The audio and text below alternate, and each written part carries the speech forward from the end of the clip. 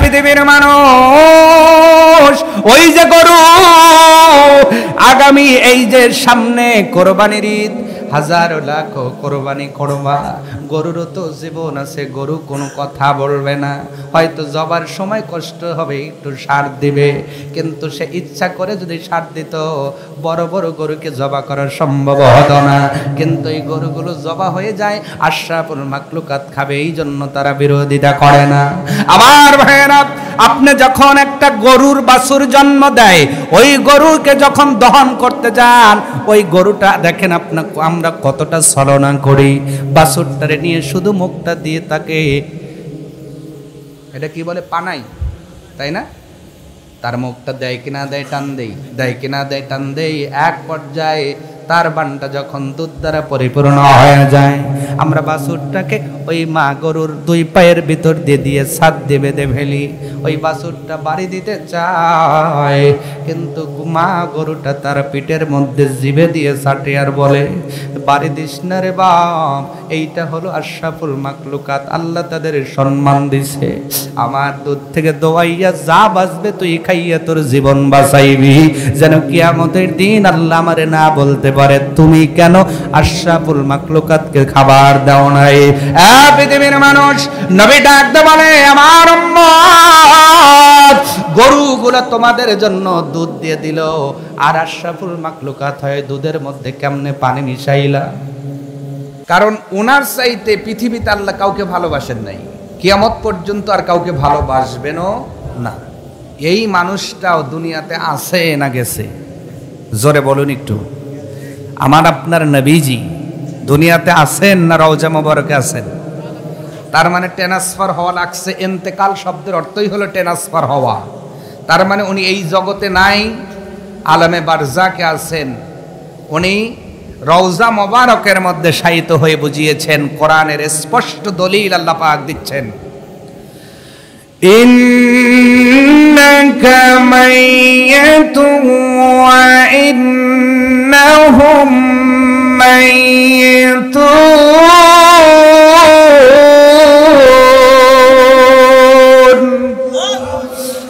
রব্বুল আলামিন বলছেন, নবী আপনি শোনেন, দুনিয়ার জমিনে আপনার মতো সম্মান কাউকে দেই নাই নবী, বাইতুল মুকাদ্দাসের মধ্যে আপনাকে আমি ইমাম বানিয়েছি, তামাম নবী ইমামতি করেছেন, এই জন্য আপনাকে ইমামুল আইম্মা, সব নবীর ইমাম বানানো হলো। ওগো নবীজি, দুনিয়ার জোড়া সম্মান শুধু দেই নাই, আমি আল্লাহ হলো রব্বুল আলামিন, আর আপনাকে বানালাম রহমাতাল লিল আলামিন। এত সম্মান দেওয়ার পরেও নবী গো, মরণ থেকে আপনিও বাঁচবেন না, ইন্নাকা মাইয়াতু ওয়া ইন্নাহুম মাইয়াতুন, আপনিও মারা যাবেন, বাদ বাকি সবাই মারা যাবে, মরণ থেকে কেউ কোনোদিন বাঁচতে পারে নাই, কিয়ামত পর্যন্ত কেউ বাঁচতে পারবে। একটা সত্য মেনে নিতেই হবে, আপনি কোরআনের সব আয়াত স্বীকার করলেন, একটা মানুষ যদি কোরআনের সব আয়াত স্বীকার করে, কিন্তু একটা আয়াত বাই হোক বাই ক্রোক তাকে স্বীকার করতেই হবে, কুল্লু নাফসিন যায়িকাতুল, মরণ একদিন হবে, মরণ একদিন আসবে, আজরাইল একদিন হানা দিবে। সম্মানিত হাজিরিন, এই জন্য রব্বুল আলামিন ডাক দে বলে, ও বান্দা বান্দি, পাসুর জোতার এত বড়াই করে লাভ কি, এত বাড়াবাড়ি করে লাভ কি, কারাকারি করে লাভ কি, আইল ঠাইলা জমি বাড়াইয়া লাভ কি, বিল্ডিং করে লাভ কি, জমিদার হয়ে লাভ কি?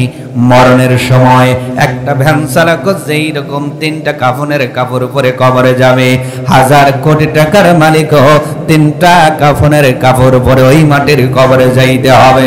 এ বান্দা বান্দি, ভালো করে বুঝে নাও, একজন অভাবী মানুষ, একজন ফকির যেমন মাটির কবরের মধ্যে বালি সারা লেপ্ত শোক সারা ঘুমাইবে, তুমি 100 কোটি টাকা গুছিয়েছো, ব্যাংক ব্যালেন্স করেছো, তুমি ওই ল্যাববিহীন, কাতাবিহীন, তোষকবিহীন, ওই বালিজবিহীন মাটির কবরে থাকতে হবে। ঠিক কিনা বলেন? আমার ভাইয়েরা, এই জন্য রব্বুল আলামিন বলছেন, পাসুর জোতা করে লাভ কি? কিন্তু আমাদের মন তো মানে না। মন মানে, এই জন্য নবীজি ডাক দিয়ে বলছেন, পৃথিবীর মানুষ তোমরা শুনে নাও, আল্লাহ পাক যদি কোনো মানুষকে 2টা পাহাড় পরিমাণ স্বর্ণ দান করতেন, এরপরে ওই মানুষের আশা মিটতো না, ওই মানুষটা 3 নাম্বার পাহাড় চাইতো, আল্লাহ 3য় পাহাড়টাও আমাকে সোনা বানায় দাও। নাউজুবিল্লাহ। তার মানে বোঝা গেল মানুষের লোভের কোনো শেষ। টিনের ঘরে থেকেও অভাব, আর একজন 5 তলা থেকেও অভাব, আর একজন 10 তলায় থেকেও অভাব, অভাব অভাব অভাব অভাব ফুরায় না, শুধু পাওয়ার আশা, পাওয়ার আশা। এই জন্য রব্বুল আলামিন ডাক দিয়ে বলছেন, পৃথিবীর বান্দা বান্দি শুনে নাও, আল্লাকুমুত তাকাসুর হাত্তা যুরতুমুল মাকাবির। দুনিয়ার জমিনে এই প্রাচুর্যতার লোভ লালসা তোমার ততদিন ফুরাবে না যতদিন না তোমার মুখ দিয়ে মাটি বের হবে। মুখ দিয়ে কেমন করে মাটি বের হয় এটাকে বলার উদ্দেশ্য রব্বুল আলামিন বলেছেন। তার মানে যতদিন তুমি কবরে যাইবা, কবরে যাওয়ার পরে তোমার এই দামি দেহটা পচন শুরু হয়ে যাবে। এক পর্যায়ে তোমার এই মাটি যে এই মাথায় যে চুল যার জন্য শত শত টাকা খরচ করেছ, শ্যাম্পু লাগিয়েছো, আপনার কন্ডিশনার লাগিয়েছো, কত বাহারি রকমের আইটেমের কাটিং দিয়েছো, কাটিং দেওয়ার লোক আমাদের মধ্যে আছে না নাই? পেলেন কোনো কাটিং এখন আর চলে না। মুরব্বীরা পেলিং কাটিং, যখন আমার যুবকরা সেলুনে যায় কয় পূর্ব সরাক একবারে তুলে ভালা, মানে বেকু লাগাইছে, কি লাগাইছে আছে না নাই? একবারে ফর্সা। কিন্তু দক্ষিণ সরা যায় দেখবেন একবারে যেমন তেমন, চুলের কাটিং এর অভাব নাই। আবার এই সরা লাল তো এই সরা সাদা, কথা কয় না, আছে না নাই? চুলের স্টাইল, কত স্টাইল। পাছার নিচে যদি একটা R15 থাকে, আর ও দুনিয়ার রাস্তা তো মাশাআল্লাহ এখন তেলতেলা, এত জোরে পিকআপ মারছে, চুল শুধু ওরানি দেয়, আর মাঝে মাঝে বাম হাত দিয়ে এইরকম করে, আর মনে মনে গানের টান দিয়ে বলে, বয়স আমার বেশি না, শোনো টুকটুকির মা, শুধু চুলগুলো পাইয়ে গেছে বাতাসে। কথা কয় না, এরকম যুবক আছে না নাই? এই যে তুমি গান গাইলা, মাঝে মাঝে যেই চুলের ফ্যাশন দেখাইলা, মনে রাখবা আল্লাহ পাক ডাক বলছে, পৃথিবীর মানুষ শোনো, কবরে যাওয়ার পরে ওই দামি চুলটা খসে খসে পড়ে যাবে, ওই চুলের মধ্যে আর চিরুনি লাগানোর ক্ষমতা থাকবে না। যেই নজর দিয়া কোরআন দেখতে পারো নাই, যেই নজর দিয়ে শুধু লসিমন করিমন দেখেছ, ফোনের মধ্যে কত অশ্লীল ভিডিও সামনে এসেছে, প্রাণ ভরে মন ভরে দেখেছ, ওয়াজটা দেখার সময় পাও নাই, কোরআন তেলাওয়াত শোনার সময় পাও নাই, ওই দামি চোখটাও ওই দিন কবরের মধ্যে খুলে খুলে পড়ে যাবে। এক পর্যায়ে তোমার এই দেহটা গলায় শুরু হয়ে যাবে মাটি, এক পর্যায়ে মানুষের কবরের মাটিটা সেই কঙ্গালের ভিতর দিয়ে উঠতে উঠতে মানুষের মুখ দিয়ে উঠে যাবে। আল্লাহ এটাই বলছেন, হাত্তা যুরতুমুল মাকাবির। বান্দা বান্দি রে, তত সময় পর্যন্ত তোমার প্রাচুর্যের লোভ ফুরাবে না, যত সময় পর্যন্ত তোমার মুখ দিয়ে মাটি না উঠবে, তোমাকে কবর না দেওয়া হবে, তত সময় পর্যন্ত মানুষের লোভ মিটবে না। এই জন্য সবচেয়ে একটি ভালো উত্তম নিয়ম হলো, আমরা শুধু উপরের দিকে তাকাইব না, নিচের দিকে তাকাইতে শিখবো ইনশাআল্লাহ। আমাদের নজর শুধু উপরের দিকে, 1 তলাওয়ালা তাকায় 2 তলার দিকে, 2 তলাওয়ালা তাকায় 3 তলা দিকে, 3 তলাওয়ালা তাকায় 4 তলাওয়ালার দিকে, কিন্তু 4 তলা কোনোদিন টিনের চালের দিকে তাকায় না। আরে ওই লোকটা টিনের ঘরে আছে, তার চাইতে আল্লাহ তো আমাকে অনেক ভালোই রাখছে। এই চিন্তা কি আমরা করি? কথা বলেন, এমন চিন্তা আমরা কখনো করতে পারলাম না। আমাদের নজর শুধু উপরের দিকে।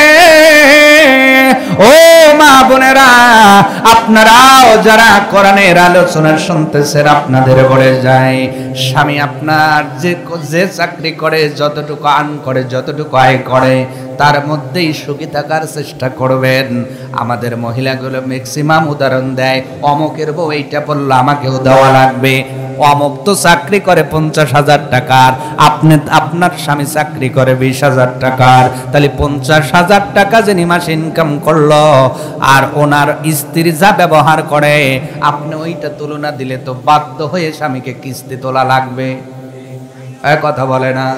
আর স্বামী যদি স্ত্রীর আবদারের কারণে কিস্তি তোলে, তার মানে স্ত্রীও জাহান্নামে গেল, স্বামীকেও সাথে ফিরিয়ে নিয়ে গেল। কথা কয় না? সম্মানিত মা বোনেরা, ভালো করে বোঝেন, আপনার নজরটা ওপরের দিকে। টিয়নর বউ কোন শাড়ি পরে ওইটা পরবো আমি? না না না না না, এইটা উদাহরণ দিও না। আমার ভাবি যেইটা পড়ে, আপনার ভাই তো লাখ টাকার ব্যাংকের চাকরি করে, আপনার স্বামী আপনার 20,000 টাকার চাকরি করে, তার উদাহরণ কেন দিবেন? আপনাদের নজর তো একদিনও প্ল্যাটফর্মের ওই ইতিম সেই হত দরিদ্র মানুষের দিকে গেল না।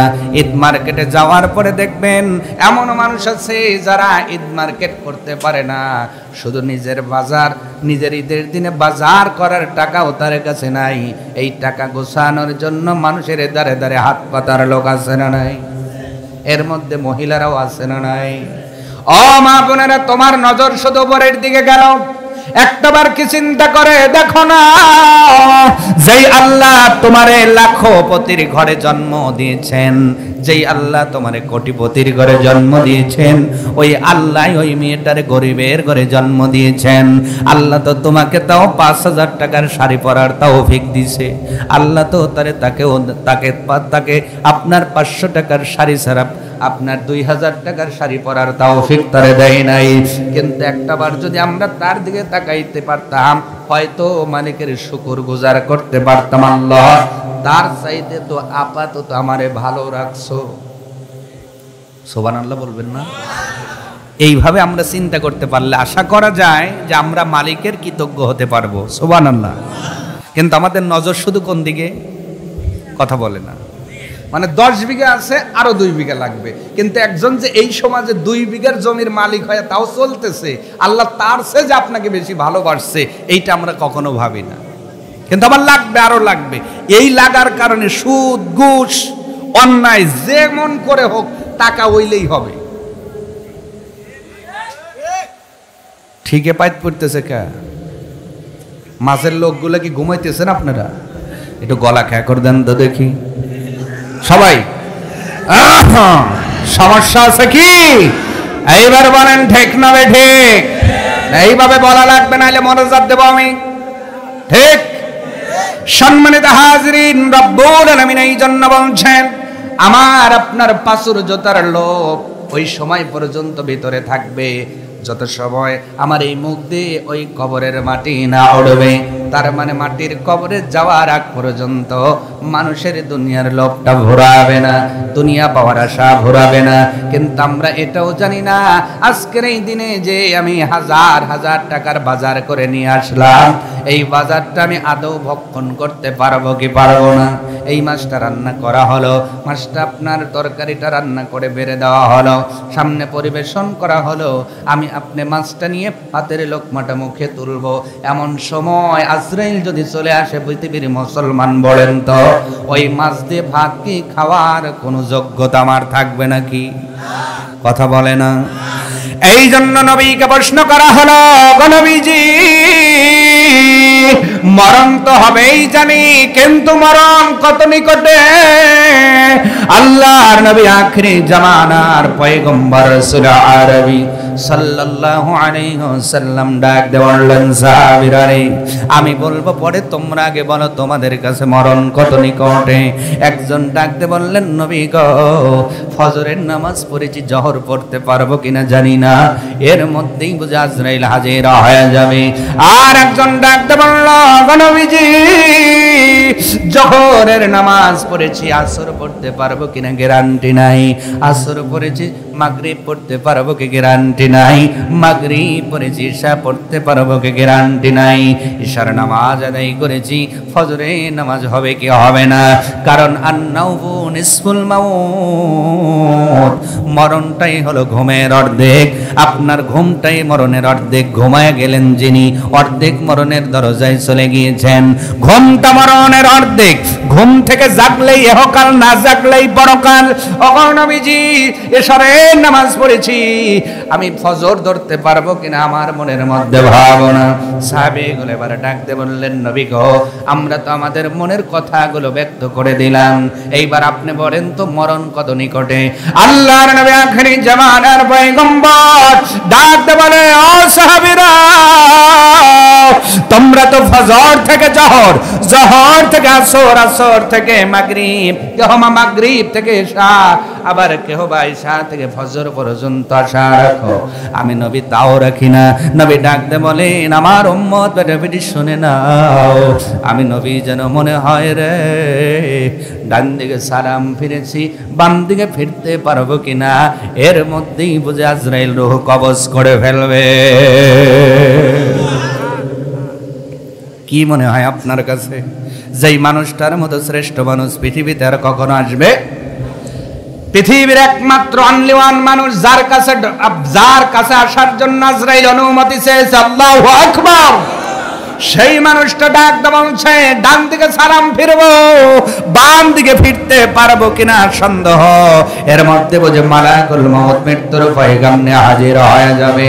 আর আমরা এতটাই দুনিয়ার লোভে বিভোর হয়ে গেলাম, আমি আজকে নামাজ নাই, কালাম নাই, আল্লাহর জিকির নাই, হজের চিন্তা নাই, জাকাতের খবর নাই, আমার জান্নাতের কোনো টেনশন নাই, জাহান্নামের কোনো ভয় নাই, আমি সুদ ঘুষের মধ্যে নিমজ্জিত হয়ে আছি, আমি জমি জমার আবাদের চিন্তায় বিভোর হয়ে আছি। এখন যদি আজরাইল আপনার আমার রূহটা কবজ করে নিয়ে যায়, বলেন তো কবরের মধ্যে আনসার দেওয়ার মতো কোনো আমল আপনার আছে নাকি? কথা বলে না। তাহলে কিসের জিন্দেগি আপনি গড়লেন? আলহাকুমুত তাকাসুর হাত্তা যুরতুমুল মাকাবির। কেমন জিন্দেগি নবীজি করেছেন, আর আমি আপনি কেমন জিন্দেগি গড়লাম? ও দহকুলার মুসলমান, একটু লক্ষ্য করবেন। আল্লাহর নবীর বাড়ির মধ্যে একজন হযরত ওমর চলে গেলেন। ওমর যাইয়া নবীজি শুয়ে আছেন, হযরত ওমরের চোখ বেয়ে বেয়ে পানি পড়তেছেন। নবীজি ডাকতে বলেন, ওমর রে, তুমি কেন কান্দো? ওমর, তুমি কেন কান্দো? ওমর ডাকতে বলেন, ওগো নবীজি, যিনি হলেন দোজাহানের বাদশা, যিনি হলেন রাহমাতুল লিল, যিনি হলেন ইমামুল আইম্মা, খাতামান নবীন, আউয়ালিন আল আখিরিন, যিনি নবী মুহাম্মদুর রাসূলুল্লাহ সাল্লাল্লাহু আলাইহি ওয়াসাল্লাম, ওই নবীর ঘরে ঢুকে ওমরে ফারুক কাঁদতেছেন। ওমরে ফারুক বলেন, পৃথিবীর মানুষেরা তোমরা শোনো, যিনি হবে দোজাহানের বাদশা, যিনি দুনিয়ার রহমাতাল লিল আলামিন, কিয়ামতের দিন যেই মানুষটা যদি একটা মানুষকে সিগন্যাল দেয়, বলে হাজা উম্মতি, সঙ্গে সঙ্গে তার জাহান্নাম ক্যান্সেল হয়ে জান্নাতি হয়ে যাবে। এমন একটা মানুষের ঘরে আমি ওমর যখন ঢুকলাম, তাকায় দেখি একটা কানের মধ্যে একটা পানির একটা কলসি, তাও আপনার ঢেলে ডুলে আছে।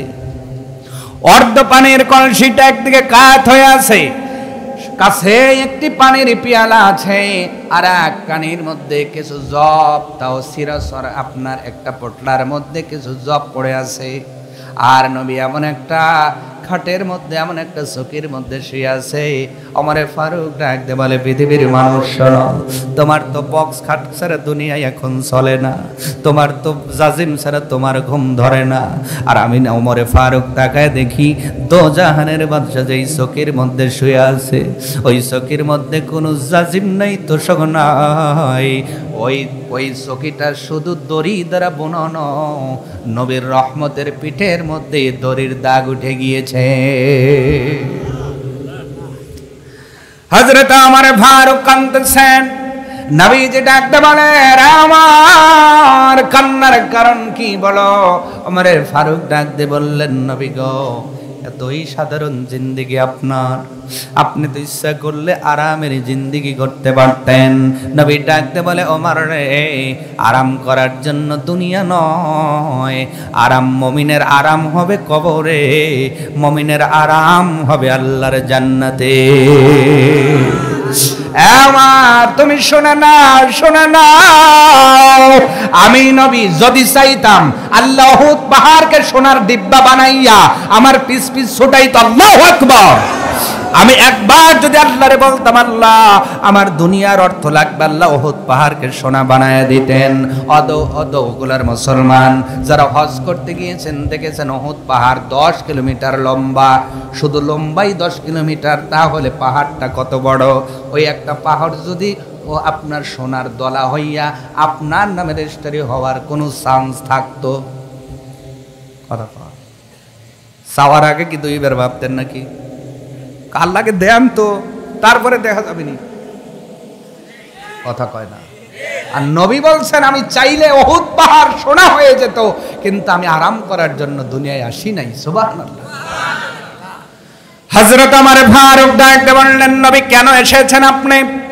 যেই নবীর আমলে কোনো গুনাহ, জোরে জোরে, গুনাহ, যেই নবীর আমলে কোনো গুনাহ নাই, যেই নবী হলো মাসুম, মাসুম, যিনি হলো যে একদম দাগ মুক্ত, যার আমলে কলম ধরার মতো কোনো জায়গা, এমন একজন নবী বলছেন ওমর ফারুক আমি নবীজি দুনিয়ার জমিনে আরাম করার জন্য আসি নাই, আমি কিয়ামুল লাইল করার জন্য এসেছি। রাতে জেগে জেগে ইবাদত করে আমার মালিককে খুশি করার জন্য এসেছি। নবী যার আমলে গুনাহ নাই, উনি রাতভর জেগে জেগে সেজদা দিয়ে আল্লাহরে খুশি করতেন। আর আমাদের আমলে ওনার অভাব নাই, কিন্তু ইশারা পড়ি আর না পড়ি নাক ডাকায়া ঘুমাই। কথা হয় না? তার মানে এদিকে ঘুমাই নাক ডাকাই, ওদিকে ঘুম ভাঙে 8:30টায়। কথা কয় না? এমন লোক আছে না নাই? তার বাড়ি ইশার নামাজ নাই, ফজর নাই, জোহর নাই, আসর নাই, মাগরিব নাই, শুধু শুকুরে মুসল্লি বেশি। কি মুসল্লি? শুকুরিয়া, মানে শুক্রবারে হইলে এরা তাও আবার যায় গড়ি দেখে, বলে যখন হুজুর খুতবা পড়ব তখন যাব। আবার হুজুর নামাজ পড়ায় দিছে 2 রাকাত শেষ, দোয়ার সময় মনে মনে আল্লাহ আজিরে কল দিয়ে গেলাম, জান্নাত রেডি রেখো। কথা কয় না? এই তো আমাদের ইমানের অবস্থা। আর যেই নবীর আমলে গুনাহ ছিল না, নবীজি কেমন আমল করতেন? আম্মা জান আয়েশা সিদ্দিকা রাদিয়াল্লাহু তাআলা আনহা ডাক দিয়ে বলেন, পৃথিবীর মানুষ তোমরা শোনো, আমি একদিন ঘুম ভেঙে গেল, নবী আমার ঘরে থাকবেন, ওই দিন নবী আমার ঘরে আছেন। গভীর রাত্রিতে ঘুম ভেঙে গেল, আমি আয়েশা হাত দিয়ে দেখি নবীজি তার শোয়ার জায়গায় নাই। আমি আয়েশা উঠে পড়লাম, আমি তাকায় দেখি আমার নবী আল্লাহর সামনে নামাজে দাঁড়িয়ে গিয়েছেন। দীর্ঘ সময় দাঁড়িয়ে থাকার জন্য আমি আয়েশা লক্ষ্য করে দেখলাম নবীর পায়ের গোড়ালিটা ফুলে গিয়েছেন। আল্লাহু আকবার বলবেন না? দীর্ঘ সময় দাঁড়িয়ে থাকার জন্য নবীর পায়ের গোড়ালি ফুলে গিয়েছেন। এরপরে নামাজ শেষ হয়ে গেল। আম্মা জান আয়েশা বললেন, নবী গো আপনি তো মাসুম, আপনি তো মাসুম, এত ইবাদত করার কি দরকার? নবী ডাকতে বললেন, আয়েশা রে, আমি কি আমার রবের কৃতজ্ঞ শুকরকারী বান্দা হব না? অবশ্যই আমি মুহাম্মাদুর রাসূলুল্লাহ সাল্লাল্লাহু আলাইহি ওয়াসাল্লাম আমার আল্লাহর শুকরগুজার বান্দা হয়ে আল্লাহর সামনে দাঁড়াতে চাই। নবী চাই শুকরকারী বান্দা হয়ে আল্লাহর সামনে দাঁড়াতে, আর আমরা চাই জমি নিয়ে দাঁড়াতে। কথা কয় না?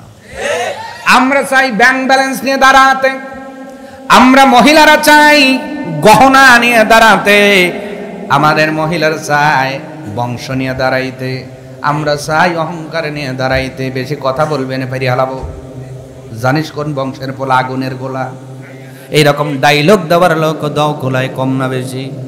মানে কথায় কথায় খালি পেরিয়া হালায়, মানে কথা কবেন খালি কবি পেরিয়া হালাবো। আজরাইল কয় তুই পারতি থাক, আমু পারার লেগে রেডি হইতেছি। আজরাইলের কাজই হলো পেরিয়া হালাই না। আজরাইল কয় কে রে, ও ডিউটি তো আমার। ওরা এই ডাইলগ দিয়ে কইস কি কোষ আছে না? তাহলে পারার ডিউটি আল্লাহ দিছে কা? আজরাইল।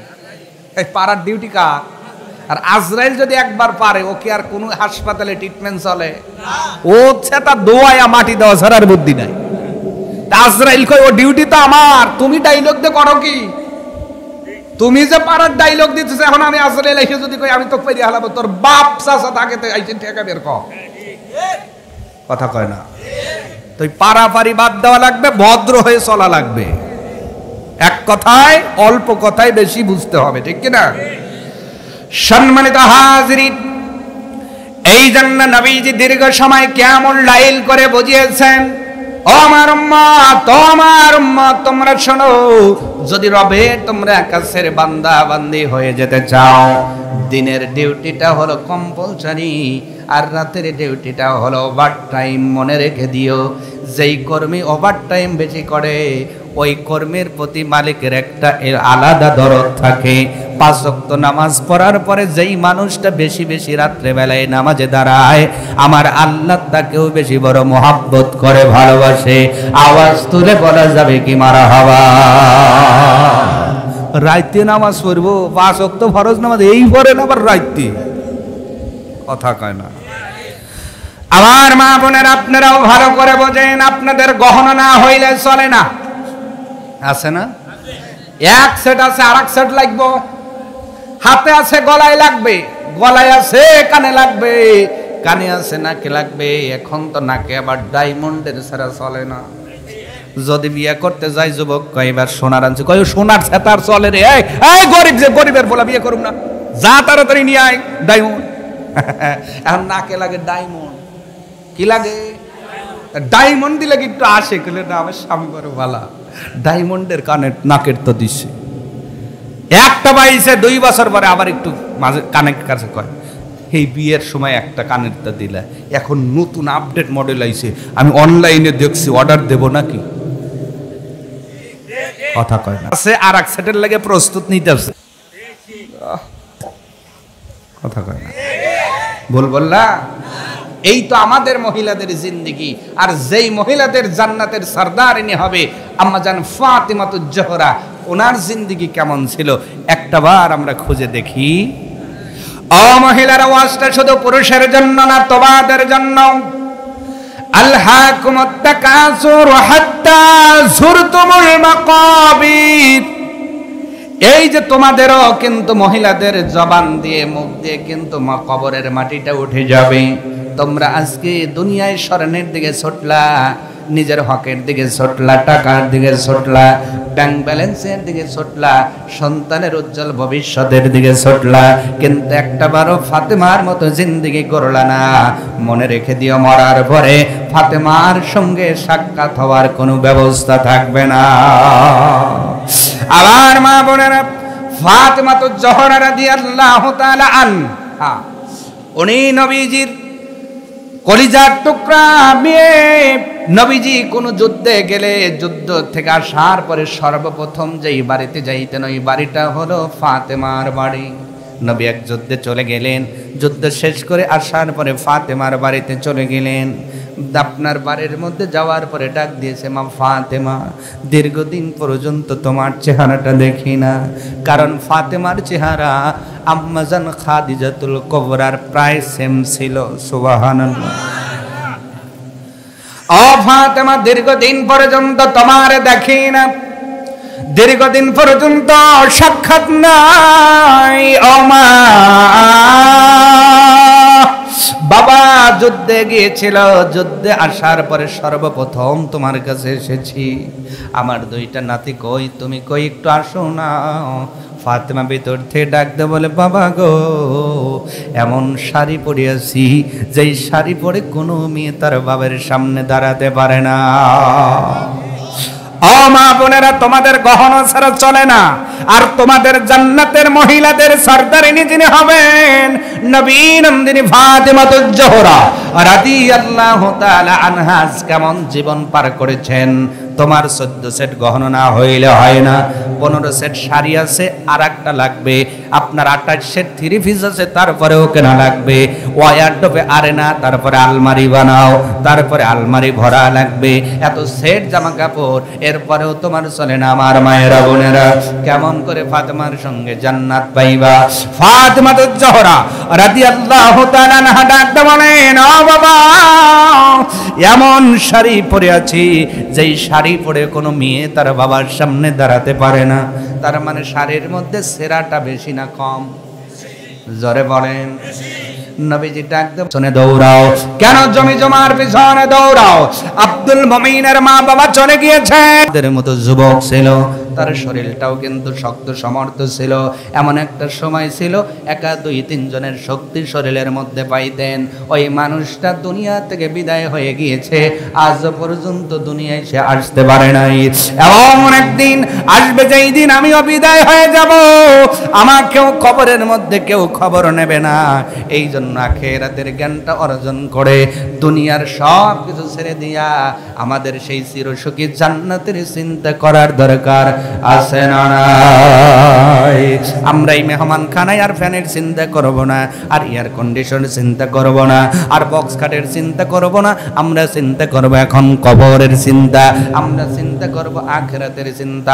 আরে আখিরাতের ময়দানে যেই দিন কোটি কোটি মানুষের সামনে আল্লাহ আমাকে দাঁড় করায় দিবেন, ওই দিন কি হিসাব আমি আল্লাহর কাছে দিব?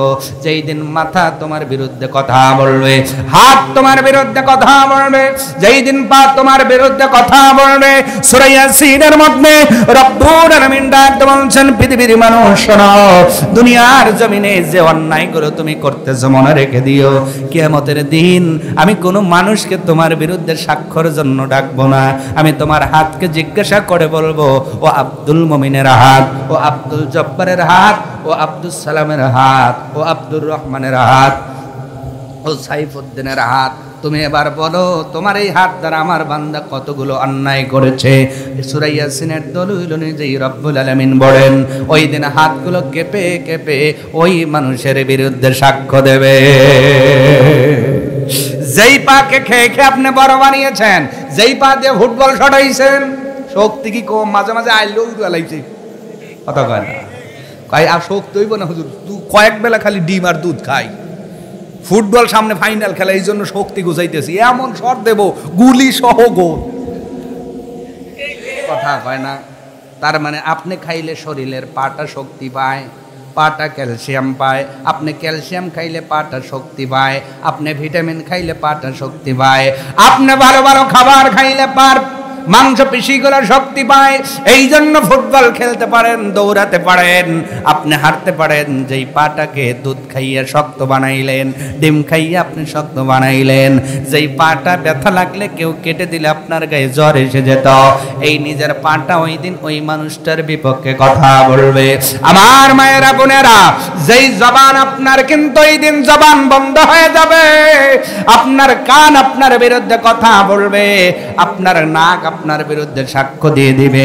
আমার মায়েরা বোনেরা, এই জন্য আল্লাহর ওই আখিরাতের আল্লাহর সামনে দাঁড়ানোর পূর্বে এখন থেকে চিন্তা করা দরকার, কি আমল আমি করলাম যেটা নিয়ে আল্লাহর কাছে দাঁড়ায় বলবো, আল্লাহ দুনিয়ার ময়দানে এই আমল করেছি, যেই আমলের কারণে তুমি জান্নাত দাও। আজ থেকে এই চিন্তা করে আমাদের আমল করার দরকার আছে না? না কষ্ট হইতেছে আপনাদের? সম্মানিত হাজিরিন, আর মাত্র 3টা আয়াত। কয়টা? এরপর আল্লাহ পাক ডাক দিয়ে বলছেন, লা তারাউন্নাল জাহিম। মনে রেখে দিও, আমি আল্লাহ এত কিছু বুঝাইলাম, দুনিয়াটা চিরদিন থাকার জায়গা না। এইটা হলো মেহমান খানা। এই মেহমান খানার জন্য পাথর জুতার বাড়াবাড়ি কইরো না, জমি জমার বাড়াবাড়ি কইরো না। ও বান্দা, জমি জমা ছেড়ে দিয়া, অহংকার হিংসা ছেড়ে দিয়া, টাকার লোভ ছেড়ে দিয়া, কবরে যাওয়ার পূর্বে তোমরা আমলটা গোছায় নাও। আল্লাহ পাক বলেন, এত কিছু সতর্ক করার পরেও যেই মানুষগুলো দুনিয়ার লোভে মত্ত হয়ে থাকবে, দুনিয়া গোছানোর জন্য পাগল করা হয়ে থাকবে, নামাজের সময় পাবে না, টাকা হয়েছে হজে যাওয়ার সময় পায় না, পৃথিবীর জমিনে অহংকার ছেড়ে দেওয়ার সময় পায় না, বংশের অহংকারে, লোক বলের অহংকারে দুনিয়ার ময়দানে যারা চলাফেরা করলো, আল্লাহ পাক এবার ডাকতে বলেন, যদি মরণ পর্যন্ত তওবা না করে মানুষগুলো এই আমলের উপরেই থাকে, এই কাজের উপরেই থাকে, রব্বুল আলামিন ডাকতে বলেন, লা তারাউন্নাল জাহিম। তোমরা তো জাহান্নাম দেখবেই, লা তারাউন্নাল জাহিম, দেখবেই। আল্লাহ দেখাবেন, সুবহানাল্লাহ। কেন আল্লাহ দেখাবেন? আল্লাহ পাক ডাক দিয়ে বলবেন, দেখ এই যে মানুষগুলো জাহান্নামে পড়তেছে, জাহান্নামের প্রহরীগুলো ঘাড় ধরে চুলের মুষ্টা। সূরা রহমানের দলিল অনুযায়ী পাপীদেরকে ফেরেশতাগুলো চুলের মুষ্টি এবং পায়ের গুছা এক জায়গায় করবে। ভালো করে বোঝেন কেমন করে তাদের জাহান্নামে নিক্ষেপ করে দেওয়া হবে। যেমন করে পাঙ্গাস মাছ বাঁধা দেখছেন কি? দেখেন নাই মনে হয়? পাঙ্গাস মাছ কিন্তু নিজে ওর শক্তি বেশি, স্বাদ দেয় বেশি। এই জন্য ওই পাঙ্গাস মাছ ওলা কয় ভাই একটু জন ওর জিলিক থামাইতেছি, কলসার ভিতর দিয়ে দড়ি দিছে তাও বাড়ি দেয়, কয় রন। এরপরে দড়ি টান দিয়া নেজির সাথে একটা বেঁকা করে বান্ধন দিয়ে কয় এইবার ধরেন, তনকের সার দেয়। সূরা রহমানের দলিল অনুযায়ী হাসার খোরাকি দেই নাই। যদি তুমি অপরাধী হয়ে যাও, গুনাহগার হয়ে যাও, কেমন জাহান্নাম তুমি পাইবা। জাহান্নামে যাওয়ার পূর্বে গুনাহগারদের এইভাবে ধরা হবে, চুলের মুষ্টা টেনে বড় করা হবে, ঘাটটা এইভাবে দিয়া পিছনের পাটা টানা হবে। মানুষের এই জায়গায় অনেক জায়গায় ফেটে যাবে, মানুষটা হাজারি করে কাঁদবে, ও জাহান্নামের মালিক ফেরেশতার বাহিনী, এখানে তো আমার চাপ লাগে, পেটের মধ্যে চাপ লাগে, এত জোরে কেন টান দাও? ওই দিন মালিক ফেরেশতা বলবে, তোমরা দুনিয়ায় পাঙ্গাস মাছ বেঁধেছিলা, পাঙ্গাস মাছের ওই রকম কষ্ট হয়েছিল, আজকে তোর চুলির মুষ্টি ধরে আর পাটা এক জায়গায় ধরে এক জায়গায় করে এইভাবে ঝুলন্ত অবস্থায় নিয়ে যাওয়া হবে। জাহান্নামের কাতারে যাইয়া জাহান্নামের সামনে যাওয়ার পরে ফেরেশতাগুলো বলবে, লাতারাবুন্নাল জাহিম, দেখ ওই জাহান্নাম, দেখ ওই মানুষটা জাহান্নামের দিকে তাকাবে, মানুষগুলো পুড়তেছে, আহাজারি করে কান্দে। দেখার পরে মানুষগুলো চোখের পানি ছেড়ে দিয়ে বলবে, মালিক ফেরেশতার বাহিনী, আজকে এমন করে কেন জাহান্নামের দরজায় নিয়ে আসলা, জাহান্নামের কিনারায় কেন নিয়ে আসলা?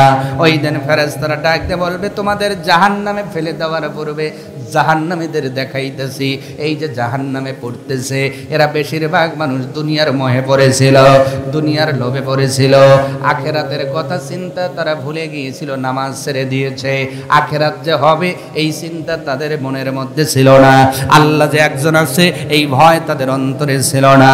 দুনিয়ার ময়দানে বাড়ি গাড়ি নারী সব কিছু তাদের খেয়ালে ছিল, শুধু আল্লাহর ভয়টা অন্তরে ছিল না। এই জন্য তারা জাহান্নামে যাইতেছে।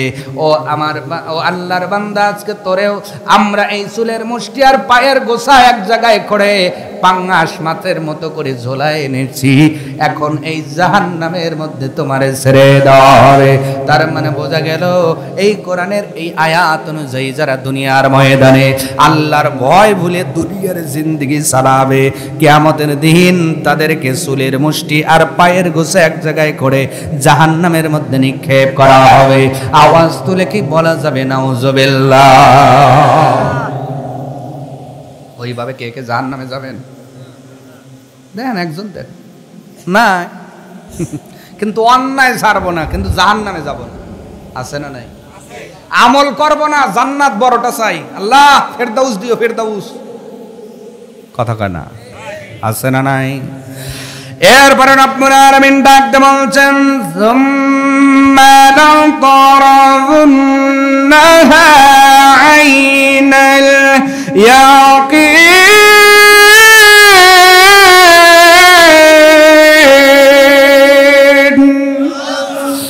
রব্বুল আলামিন ডাক দিয়ে বলছেন, আবার বলি, তোমরা ওটা দেখবে, চাক্ষুষ দেখবে, সরজমিনে দেখবে, কোনো ভিডিও ফোনের গেমের মতো দেখবা না, কোনো ভিডিও কলের মতো দেখবা না। রব্বুল আলামিন চ্যালেঞ্জ দিয়ে বলতেছেন, জাহান্নামীরা যে দেখবে এটা নিজের চোখেই দেখবে। আজকে বলেন তো এই ফোনের মধ্যে ভিডিও কল আছে না নাই? আসতে বলে আছে না নাই? একজন থাকে সৌদি আরব, আর একজন থাকে ইটালি, আর একজন থাকে আপনার কানাডা, আর একজন আমেরিকা, আর একজন ইংল্যান্ড। যদি বলেন তো, যদি ইমো নাম্বার আপনার কাছে থাকে অথবা হোয়াটসঅ্যাপ থাকে, মাঝে মধ্যে ভিডিও কল দিলে শোনাও যায়, দেখাও যায়, কথা বলে না? মাঝে মাঝে আবার ভাই কয়, ভাই দেখো আমি প্যারিসে আছি, এইটা হলো টাওয়ার, টাওয়ার, আর এই যে টাওয়ারে আপনি দেখতেছেন এটা ডাইরেক্ট না ইনডাইরেক্ট, কথা বলে। এইটা ওনার কাছে সরাসরি, কিন্তু আপনি দেখতেছেন মোবাইলের মাধ্যমে, ইচ্ছে করলে ছুঁইতে পারেন না, উনি ইচ্ছে করলে ছুঁইতে পারে। আল্লাহ কয় তুমি যে ফোনের মাধ্যমে তুমি ইটালি বা ওই ফ্রান্সের টাওয়ার দেখছিলা, ইটালির ওইটা দেখছিলা, ইংল্যান্ডের এইটা দেখছিলা, আমেরিকার হোয়াইট হাউস দেখছিলা, এইটা ওই রকম না। তারা নিজের চোখে জাহান্নাম দেখবে। আল্লাহু আকবার। তার মানে আমি যদি অন্যায়কারী হয়ে যাই জাহান্নামে যাওয়া লাগবে, আমি যদি পাপী হই, আমি যদি অন্যায়কারী হয়ে যাই, তাহলে জাহান্নাম নিজের চোখে দেখে যাওয়া লাগবে। ও পৃথিবীর মানুষ, তাহলে বোঝা গেল দুনিয়ার জমিনে আমরা অন্যায় করব না। অন্যায় করলে মালিকের ধরা থেকে বাঁচা যাবে। যে অন্যায়গুলো বর্তমানে বেশি করতেছে ইসরায়েল, কথা কয় না, করতেছে কিনা? যাদের আঘাতে বেশিরভাগ শিশু এবং নারীরা দুনিয়ার জমিন থেকে বিদায় হয়ে যাচ্ছে। যে অন্যায়ের প্রতিবাদে গতকালকে আমাদের দেশে মার্চ ফর গাজা নিয়ে একটি স্লোগান নিয়ে অনেক মুসলমান ঢাকায় একত্রিত হয়েছে। দেখলাম যাদের সামনে লিড দিয়েছেন যে আলেমগুলো, দেশ বরণ্য আলেম, যার মধ্যে আল্লামা ডক্টর মিজানুর রহমান আজহারিও ছিলেন, শায়েখ আহমদুল্লাহ ছিলেন, কারি আহমদ বিন ইউসুফ আল আজহারি উনি ছিলেন, আপনার রিজাউল করিম আবরার ভাই ছিলেন, মাওলানা আব্দুল মালিক যিনি বর্তমান বাইতুল মোকাররমের ইমাম উনিও ছিলেন, উনিও দোয়া করেছেন। হাজারো লাখো আলেম যারা উপস্থিত হয়েছিলেন, আল্লামা মামুনুল হক সহ দেশ বরণ্য আলেমরা তারা লিড দিয়েছেন মার্চ ফর গাজা নামে। সামনে এই যে ব্যানার দিয়ে তারা স্লোগান দিলেন, ও গাজাবাসী, ও ইসরায়েল থেমে যাও, তোমরা যদি না থামো, থামানোর জন্য একজন আছে, জোরে বলেন তিনি কে? তোমরা যদি না থামো, থামানোর জন্য একজন আছে, তিনি কে? যেই আল্লাহ আপনার বাদশা আবরারকে, হস্তি বাহিনীকে থামাইছে, যেই আল্লাহ আপনার নমরুদকে থামাইছে, যেই আল্লাহ ফিরাউনকে থামাইছে, যেই আল্লাহ আবু জেহেলকে থামাইছে, ওই আল্লাহ এখনো আছে না নাই? আছে না নাই?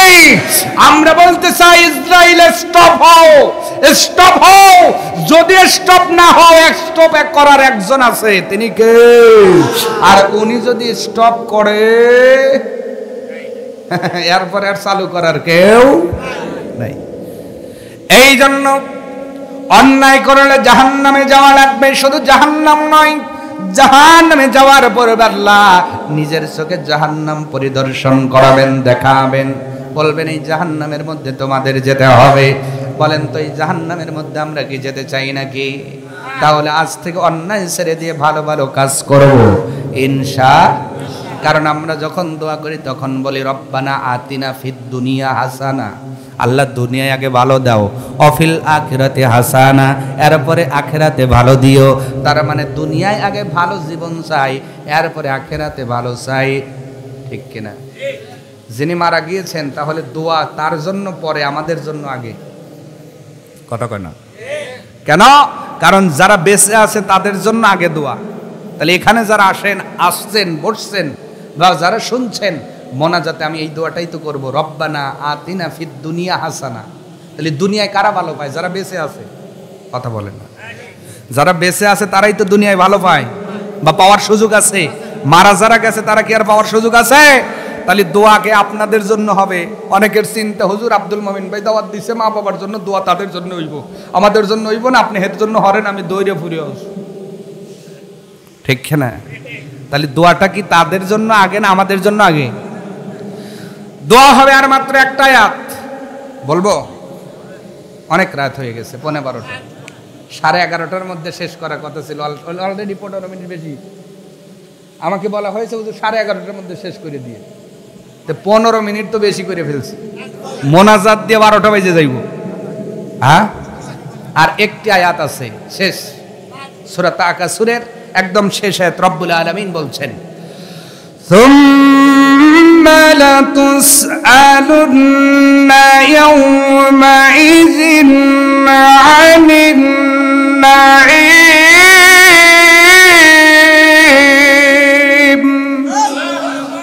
রব্বুল আলামিন বলছেন, পৃথিবীর মানুষ, তোমাদের যে নিয়ামত দিয়েছিলাম আমি আল্লাহ, ওই দিনে কিয়ামত দিনে আমি আল্লাহ নিয়ামত সম্পর্কে তোমাদের জিজ্ঞাসা করব। আরো জোরে বলেন। জাহান্নাম তো দেখবা, জাহান্নামে যাইবা, কিন্তু এই নিয়ামত নিয়ে আমি আল্লাহ তোমাদের প্রশ্ন করব, কেন আমার এই নিয়ামতগুলো তোমরা সঠিকভাবে কাজে লাগালে না। এবার আল্লাহর নিয়ামত কি এইটা বোঝা লাগবে। আল্লাহর নিয়ামত কি বলেন তো, আপনাদের কি মনে হয়? আমার প্রতি, আপনার প্রতি, এই যে আপনারা যে বসে আছেন, আপনার প্রতি আল্লাহর নিয়ামত আছে না? আপনার কাছে কি মনে হয় নিয়ামত কি? দুই একজন একটু বলেন যে আল্লাহর নিয়ামত আপনি যে ফিল করেন, বোঝেন যতটুকু। আমার প্রতি, আপনাদের প্রতি যে আল্লাহর নিয়ামত, যেইটা নিয়ে আল্লাহ প্রশ্ন করবেন, এই নিয়ামত বলতে আপনি কিছু বোঝেন কি?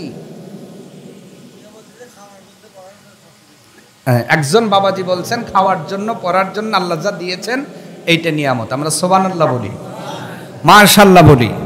যে বাজান বাবাজি তো কিছু বলেছেন, আপনাদের কাছে আর কোনো বক্তৃতা কারো আছে?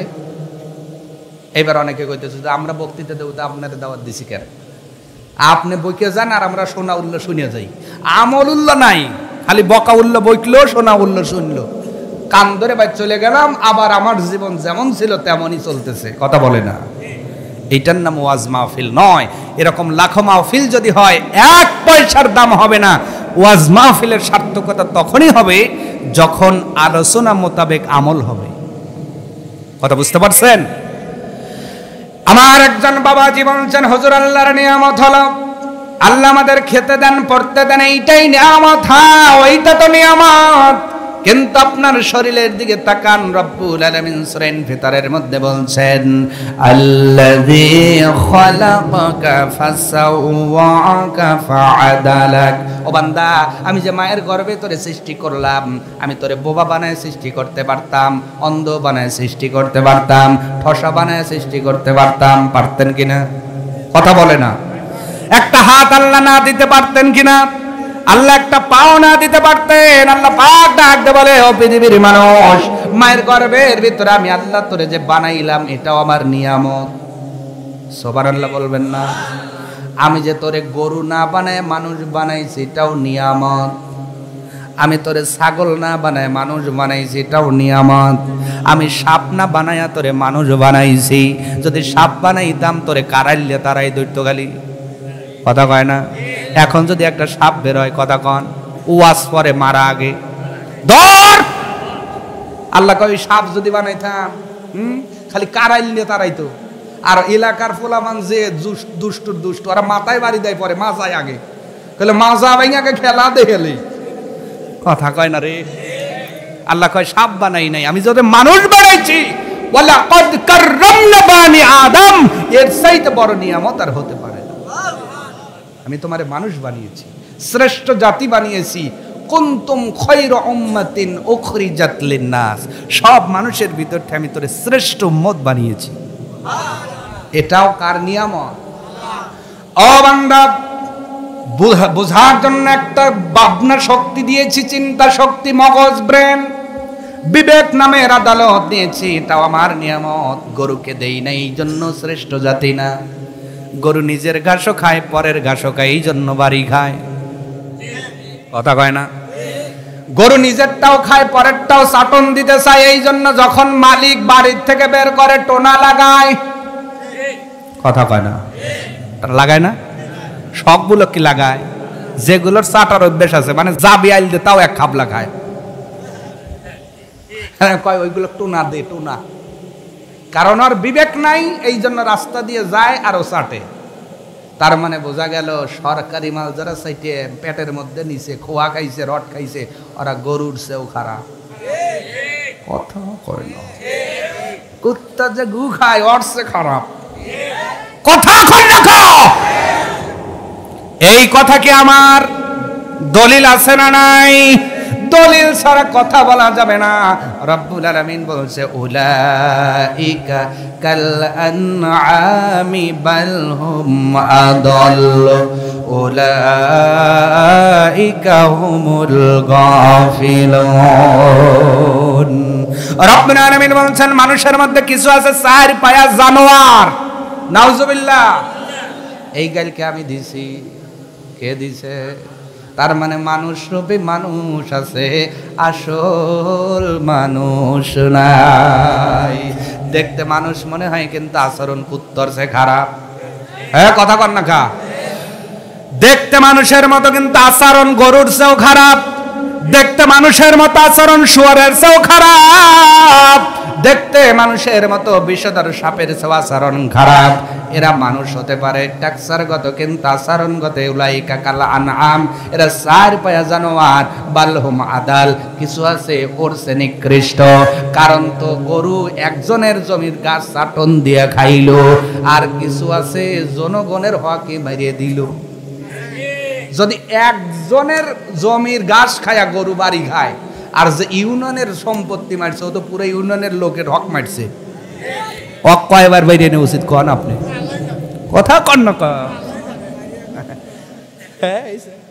রাগ হয়ে রয়েছে, কয় হুজুর খালি দাঁড় করা দেন, সবাই একবার হয়ে বাড়ি দিক।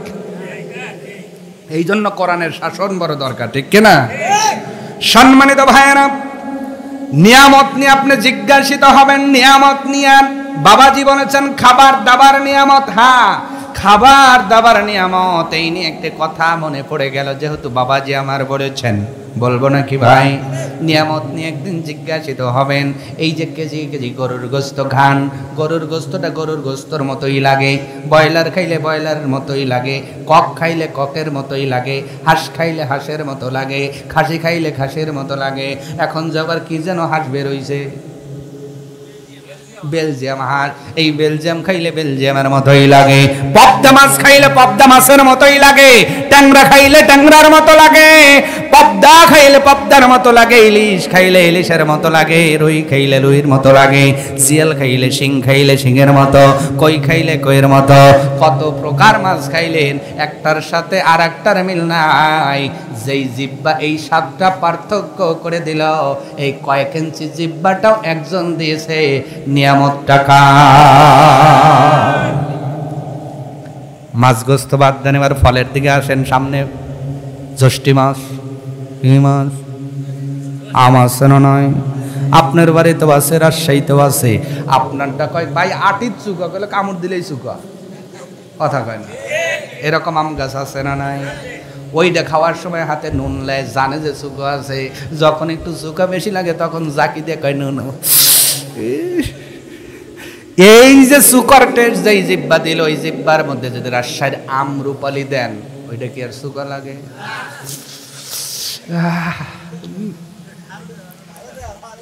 এরপরে দিছে চেনি চাম্পা, আবার দি, তারপরে আপনার কি গোপালভোগ, আমরুপালি, ন্যাংরা, ফজলি, যাই খান, এক একটা আমের এই যে নিয়ামত কার? জোরে বলেন কার? এবার চিন্তা করলেন সব খাইলে মধু নিয়ে যাবো কফি হাউসে। কোন হাউস? কলে লুডুস দে, তারপরে বিরিয়ানি দে, লাচ্ছি দে, সব সাজায়া দে। এক মুহূর্তে খাইতেছেন আপনি, যে নুডলস খাইলেন, নুডলসের স্বাদ যেই রকম, বিরিয়ানির স্বাদ ওই রকম। সব কিছু খাওয়ার পরে লাচ্ছিতে যখন চুমু দি, সুবহানাল্লাহ। তার মানে হাজারো রকম আইটেম খাবার খান, একটা খাবারের সাথে আর একটা খাবারের কোনো মিল। এই দামি কয়েক ইঞ্চি জিব্বা আল্লাহ ফিট করে দেন, এই জিব্বার মধ্যে লাখো খাবারের স্বাদ পাওয়া যায়। সুবহানাল্লাহ। চিন্তা করলেন বাংলাদেশ খায় ফর্সা করছে, এবার সৌদি আরব বেড়াতে যাব। হাউস করতে গেছেন, যাওয়ার পরে চিন্তা করছেন আজহা খেজুরের নাম শুনছি, আজকে টাটকা খেজুর খাবো। বাগানে যা চিন্তা করলেন বাইরে টাকা রিয়াল যা লাগে তুইলে খালি আজহা খেজুর দে, কালা কালা খেজুর। বুঝছেন, যখন দিছেন কোনোটার সাথে মিল আছে? একই বাগানে সাইডে দেখলাম আর মরিয়ম খেজুরের গাছ, বলে ভাই একটু খেজুরটা দে তো, মরিয়ম খেজুর নাম কিন্তু খেজুর, ওটাও খেজুর এটাও খেজুর, ওইটা খান, ওইটার সাথে এইটার কোনো মিল। সুবহানাল্লাহ বলবেন না? এইভাবে যদি রাত ভর আমি খাবারের কথা বলি, একটা খাবারের সাথে আর একটা খাবারের কোনো মিল। হঠাৎ করে বিয়া খাইবার গেছেন, বিয়ে 3 দিন বড়া খাইছেন, 3 দিন পরে ওই বাড়ির মেয়েদের একটা পেশা, আপনার একটা সিস্টেম হইলো খাবার দাবার যা বাচ্চে এক জায়গায় থুইয়া করব কি শুকুয়া ভাত। কি ভাত? নাম কিন্তু ভাত, কিন্তু ভাতের আগে নাম দিছে কি শুকুয়া ভাত। তাহলে বিয়ায় যা খাইছেন ফলোয়া, বিরিয়ানি, দই, গোস্ত, ডাল, মাছ ভাজি, ডিম ভাজি সব সাটা লাইছেন। এই যে সুকবাত যখন মুখে দিতেছেন ওই খাবারের সাথে কি আর মিল আছে? সুকবাত আর এক টেস্ট। সুবহানাল্লাহ কর। গোল তো সব গোল, কিন্তু সলপে যায় যখন চুমুক দেন ওই গোলের সাথে আর কোন গোলের বেল আছে? কথা কয় না রে ভাই, বেল আছে? তাহলে এই স্বাদটা যিনি পার্থক্য করে দিল যে এই জিহ্বাটা দিলেন কে? শুধু খেয়েই গেলেন, কিন্তু আল্লাহর নিয়ামতের শুকরিয়া আদায় করতে পারলেন। এই জন্য আজকে আয়াতটা পড়ে আলোচনা শেষ হয়ে যাবে। আমার ভাইয়েরা লক্ষ্য করেন, হযরত আবু বকর রাদিয়াল্লাহু তাআলা একদিন দুপুর বেলায় ক্ষুধার যন্ত্রণায় মসজিদে নববীর মধ্যে চলে গিয়েছেন। যা দেখেন মসজিদের মধ্যে কেউ নাই, উনি বিশ্রাম করতেছেন। হঠাৎ করে মসজিদের মধ্যে দুপুর বেলায় হযরত ওমর হাজির হয়ে গেছে। হযরত আবু বকর ডাকতে বললেন, ওমর দুপুর বেলায় তুমি কেন এসেছো? ওমর ডাকতে বলে, আবু বকর তুমি কেন মসজিদের মধ্যে এসেছো? আবু বকর ডাকতে বলে, ভাই রে, আজকে পেটের মধ্যে ক্ষুধার যন্ত্রণা সইতে পারি না, এই জন্য আল্লাহর ঘর মসজিদে এসেছি যেন আল্লাহর নাম স্মরণ করি আর ক্ষুধা পেটের থেকে নিবারণ হয়ে যায়। আমার ডাকতে বললেন, আবু বকর আমি ওই কারণে এসেছি, আমার পেটেও খাবার নাই। মদিনার মধ্যে দুর্ভিক্ষ দেখা দিয়েছে। কিছু সময় পর হযরত আবু বকর হযরত ওমর দেখেন পৃথিবীর শ্রেষ্ঠ মহামানব, নবীদের নবী, রাহমাতাল লিল আলামিন, সাইয়্যিদুল মুরসালিন, খাতামান নবিয়িন, নবী মুহাম্মদুর রাসূলুল্লাহ সাল্লাল্লাহু আলাইহি ওয়াসাল্লাম মসজিদে হাজির হয়ে গেছে।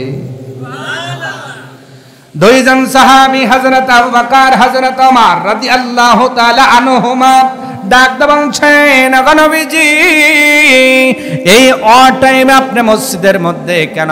নবীজি ডাকতে বললেন, তোমরা যেই কারণে আমু সেই কারণ। আজ 3 দিন পর্যন্ত পেটের মধ্যে কোনো খাবার নাই। জামার আস্তিন টান দিয়ে তুলে দেখে নবীর পেটের মধ্যে 3টা পাথর গামছা দিয়ে নবী বেঁধে রেখেছে। এই তো নবীর জীবনই ছিল। আর তুমি 14 বেলা ভাত খায় নামাজের সময় পাও না, খাবারের পর খাবার খাও, মালিকের স্মরণ হয় না। নবীজি 3 দিন পর্যন্ত খাবার খান না, পেটের মধ্যে 3টা পাথর দেখে হযরত আবু বকর হযরত ওমর নিজের খোদার কথা ভুলে গিয়েছেন। হাউমাউ করে যেন কাঁদতেছেন আর বলতেছেন, আল্লাহ এমন একটা রহমাতাল লিল আলামিন দুনিয়ায় দিছো, তার পেটের মধ্যে 3 দিন পর্যন্ত খাবার নাই, আমাদের খোদার যন্ত্রণা সইতে পারি, নবীর চেহারার দিকে তাকাইলে আর মনটা মানে না। আবার ভাইরা, নবীজি কেমন নবী? যেই নবী দুনিয়াতে এসে পৃথিবীতে আলো জ্বলিয়ে দিয়েছেন, সুবহানাল্লাহ। আর জোরে বলুন, যেই দুনিয়াটা অন্ধকার ছিল, নবী আসলেন অন্ধকারচ্ছন্ন সমাজের মধ্যে, নবীর মাধ্যম দিয়া আলো যিনি জ্বালায়া দিয়েছিলেন, আওয়াজ দিয়ে বলেন তিনি কে? এই জন্য উর্দু ভাষায় কত সুন্দর করে গজলটা বলা হয়, বলবো নাকি? নূর আলা আয়া হে নূর লেকার आया है सारे आलम में, देखो कैसा नूर छाया है सारे आलम में, देखो कैसा नूर छाया है। पढ़ी अस्सलातु वस्सलामु अलैका या रसूल अल्लाह, अस्सलातु वस्सलामु अलैका या हबीब अल्लाह। सरकार की आमद, जोरे बोलुन मारहाबा, আর জোরে বলুন মারহাবা। আমি বলার পরে মারহাবা সি। সরকার কি আমদ, সরকার কি আমদ, দিলদার কি আমদ, हमंटार की आमद, हुजूर की आमद, अपर नूर की आमद, यासीन की आमद, तोहा की आमद। मरहबा मरहबा या মুস্তফা মারহাবা ইয়া মুস্তফা মারহাবা ইয়া মুস্তফা আসসালাতু ওয়াসসালামু আলাইকা ইয়া রাসূলুল্লাহ আসসালাতু ওয়াসসালামু আলাইকা ইয়া হাবিবাল্লাহ जब तलक ओ चाँद तारे झुलमिलाते जाएंगे जब तलक ओ चाँद तारे झुलमिलाते जाएंगे तब तलक जश्ने विलादत हम बनाते जाएंगे नूर आला आया है नूर लेकर सारे आलम में देखो कैसा नूर छाया है सारे आलम में देखो कैसा नूर छाया है যেই নবীজির আগমনে পৃথিবীর ধরাধামটা অন্ধকার থেকে আলোয় পরিপূর্ণ হয়ে গেল দুইজন সাহাবী ডাক দিয়ে বলেন ও আসমানের মালিক নিজের খোদার কথা ভুলে যেতে পারে নবীর চেহারার দিকে তাকাইলে মনের বাদ মানে না নবী গো এমন খোদা আপনার পেটের মধ্যে 3টা পাথর বেঁধে রেখেছেন নবী ডাক দিয়ে বলেন এসো যাই মদিনার অলিতে গলিতে যে কি কোথাও কোনো খাবারের ব্যবস্থা হয় কিনা আরো জোরে নবীজি যাইতে যাইতে যেই সাহাবীর বাড়িতে গেলেন সাহাবীর নাম হলো আবু আইয়ুব আনসারী রাদিয়াল্লাহু তাআলা আনহু ওনার বাড়িতে গিয়ে ডাক দিলেন ও আবু আইয়ুব ভিতর থেকে তার স্ত্রী ডাক দিলেন ইয়া রাসূলুল্লাহ আপনার সাহাবী আবু আইয়ুব বাড়িতে নাই কোথায় গিয়েছে খেজুরের বাগান দেখভাল করার জন্য গিয়েছে নবীজি চলে গেলেন দুইজন সাহাবী সাথে আছেন একজনের নাম আবু বকর আর একজনের নাম ওমর কারণ নবী যেই পথে যাইতেন ওই পথে দুইজন সাহাবী ছায়ার মতো লেগে থাকতেন আল্লাহর কাছে এই আমলটা এতই পছন্দ হয়েছে মরার পরেও দুইজনকে আল্লাহ আমার নবীর পাশেই কবুল করেছে দুই পাশে দুইজন নবীজি যান আগে আগে দুইজন পিছে পিছে আবু আইয়ুব গাছের উপরে আপনার গাছটা ছড়তেছেন গাছের পরিচর্যা করতেছেন কাদি কাদি খেজুর নবীজি বাগানের মধ্যে চলে গিয়েছেন আবু আইয়ুব দেখতে দেরি হয়েছে নবীকে সালাম দিতে দেরি করেন নাই নবী ডাকতে বলেন আবু আইয়ুব রে নবীর পেটের মধ্যে 3 দিন পর্যন্ত কোনো খাবার যায় নাই আমার পাশেতে দুইজন দেখো আমার ক্লাসের 1 রোলালা ছাত্র আমার ক্লাসের 2 রোলালা ছাত্র একজনের নাম আবু বকর আর একজনের নাম ওমর এদের পরিচয় শুধু এরা সাহাবী নয় রাহমাতাল লিল আলামিনের দুইজন শ্বশুর জামাই শ্বশুর দুইজনই নবীর শ্বশুর হন নবীর সাহাবী নবীর ক্লাসের 2 রোলালা 1 রোলালা ছাত্র 2 রোলালা ছাত্র নবীর সাথে হাজির রে ও আইয়ুব আনসারী 3 দিন পর্যন্ত পেটের মধ্যে কোনো খাবার নাই এই কথা শোনার পরে আবু আইয়ুব যেই গাছের উপরে বসেছিলেন উনি দেখলেন ওই গাছের মধ্যে একটা কাদের মধ্যে খেজুর বড় সুন্দর দেখা যায় আর দেরি করলেন না কাদটা যেন উনি কেটে নিচে নেবে আসলেন ডাক দিয়ে বললেন নবী গো আপনি তো খেজুর খেতে বড় পছন্দ করেন আমি আবু আইয়ুব আমার গাছের সবচেয়ে ভালো খেজুর পেরে এনেছি এখান থেকে যতগুলো খাওয়ার ইচ্ছা জাগে আপনি খেয়ে নেন আপনি না খেয়ে থাকলে আমি আবু আইয়ুব সইতে পারি না নবীজিকে খাবার পরিবেশন করার পরে আবু আইয়ুব উঠে যাচ্ছেন নবী গো অপেক্ষা করেন এর চাইতে ভালো কিছু আমি যেন করতে পারি সেই ব্যবস্থাটা করতেছি নবী বুঝলেন আবু আইয়ুব বুঝি কিছু খাবারের ব্যবস্থা করবেন ভারী খাবারের ব্যবস্থা করবেন নবী ডাকতে বললেন আবু আইয়ুব রে যদি জবাই করতেই হয় দোহাল বকরিকে জবা কইরো না দোহাল কোনো জীবকে জবা কইরো না তার মানে নবী বুঝাইলেন যার থেকে দুধ পাওয়া যায় যতদিন পাওয়া যায় ওইটা রেখে দিও কারণ দুধটা শরীরের জন্য বড় উপকার আরো জোরে কোন নবী ডাক বললেন আবু আইয়ুব আমি তোমার এত সুইট দেখে বুঝি বাড়িতে যাইয়াই তো জবা করবা তবে যেটারে জবা করবা দহনকৃতকে জবা কইর না। আবু আইয়ুব চলে গেলেন, ভালো একটা ছাগলের বাচ্চা জবা করে কিছু গোস্ত স্ত্রীর কাছে নিয়ে গিয়ে বললেন, 2 প্রকারের রান্না করবা, একটা ভুনা ভুনা করবা আর একটা রান্না করে দিবা।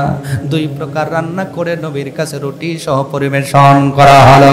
আবার ভাইরা খাবার সামনে আসার পরে খোদার তাড়নায় হযরত আবু বকর হযরত ওমর খাবার শুরু করে দিয়েছেন। নবীও খাওয়া শুরু করে দিলেন বিসমিল্লাহ বলে। খাবার শেষ হয়ে যাওয়ার পরে দেখলেন কিছু খাবার এখনো বাকি আছে।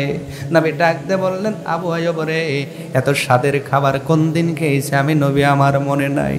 এত সুস্বাদু খাবার খাই, দেখি এখনো কিছু খাবার বাকি আছে।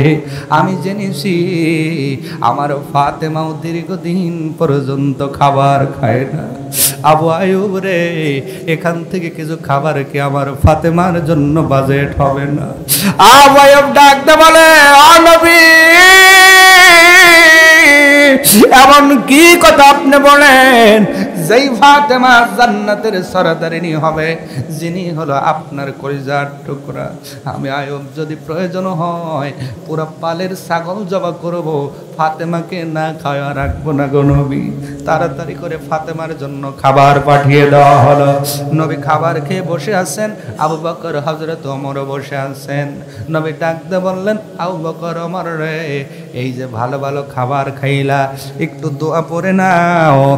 আলহামদুলিল্লাহিল্লাযী আশবা'না ওয়া আন'আমা আলাইনা। আওয়াজ তুলে বলা যায় না মারহাবা। নবী বললেন, আবু বকর আমার এই দোয়াটা আমার সঙ্গে পড়ে নাও। সমস্ত প্রশংসা সেই আল্লাহর, যিনি আমাদের আহার করালেন এবং আমাদের উপরে রহম করেছেন, নিয়ামত দিয়েছেন। আবু বকর ওমর রে, কারণ কিয়ামতের দিন আল্লাহ সুন্দর সুন্দর খাবার যেই নিয়ামত দিয়েছেন, এই নিয়ামত সম্পর্কে আল্লাহ প্রশ্ন করবেন। পৃথিবীর মানুষ, ওই যে গরু, আগামী এই যে সামনে কোরবানির ঈদ, হাজারো লাখো কোরবানি করবা, গরুরও তো জীবন আছে, গরু কোনো কথা বলবে না।